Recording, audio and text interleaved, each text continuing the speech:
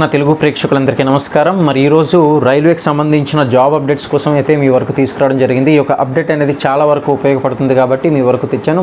మర్చిపోకుండా ప్రతి ఒక్కరు వీడియోని లైక్ చేయండి. ఇక రైల్వేలో మరి అప్రెంటిస్ ఉద్యోగాల కోసం ఎదురు చూస్తున్న అభ్యర్థులకు ఈస్ట్ కోస్ట్ రైల్వే మరో భారీ నోటిఫికేషన్ అయితే ఇచ్చేసిందనమాట. ఇక వివరాలు చూసేద్దాం. ఈస్ట్ కోస్ట్ రైల్వే పరిధిలోని వివిధ డివిజన్లు అదేవిధంగా వర్క్షాప్లలో 2026 నుంచి 2027 సంవత్సరానికి యాక్ట్ అప్రెంటిస్ పోస్టుల భర్తీకి అర్హులైన అభ్యర్థుల నుంచి దరఖాస్తులు కోరుతూ నోటిఫికేషన్ అయితే విడుదల చేసింది.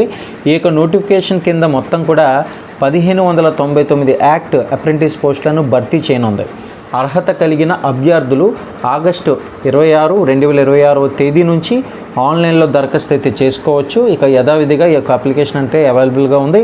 ఇక ఫిట్టరు, మరి అదేవిధంగా వెల్డరు, టర్నరు మరియు మెషినిస్టు, ఎలక్ట్రీషియను, అదేవిధంగా corporator, painter, plumber, blacksmith, grinder, wireman, అదేవిధంగా electronics mechanic, refrigeration and AC mechanic, computer operate and programming assistant, laboratory technician తదితర ట్రేడుల్లో ఖాళీలు అయితే ఉన్నాయి. ఈ యొక్క పోస్టులకు దరఖాస్తు చేసుకునే అభ్యర్థులు 10వ తరగతి, ఇంటరు లేదంటే ఐటీఐలో కనీసం 50% మార్కులతో ఉత్తీర్ణులై ఉండాలి. సంబంధిత ట్రేడ్లో ఐటీఐ అర్హత అవసరమైన పోస్టులకు అభ్యర్థులు నిర్దేశిత ఐటీఐ సర్టిఫికేట్ కలిగి ఉండాలి. అలాగే అభ్యర్థుల వయోపరిమితి సెప్టెంబర్ 15, 2026 తేదీ నాటికి అభ్యర్థుల వయస్సు 15 నుంచి 24 సంవత్సరాల మధ్య ఉండాలి.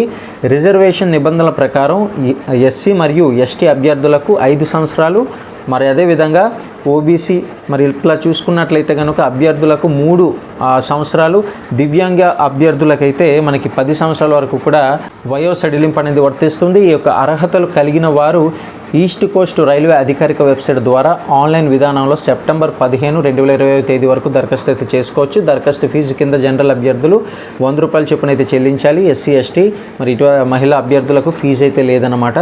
దరఖాస్తు సమయంలో విద్యార్హతలు, వ్యక్తిగత వివరాలు, అవసరమైన డాక్యుమెంట్స్ ఏవైతే ఉన్నాయో జాగ్రత్తగా నమోదు చేయాలి. దరఖాస్తు ప్రక్రియ పూర్తయిన తర్వాత అప్లికేషన్ కాపీని భవిష్యత్ అవసరాల కోసం భద్రపరచుకోవడం చాలా ముఖ్యం. ఇవన్నీ కూడా మీకు సంబంధించి అఫీషియల్ అప్డేట్స్లో అవైలబుల్గా ఉంటుంది. చెక్ చేయండి. మరిన్ని అప్డేట్స్ కోసం ఛానల్ని సబ్స్క్రైబ్ చేసుకోండి. అధికారిక నోటిఫికేషన్ అయితే పరిశీలించవచ్చు. ఫాలో అవుతూ ఉండండి.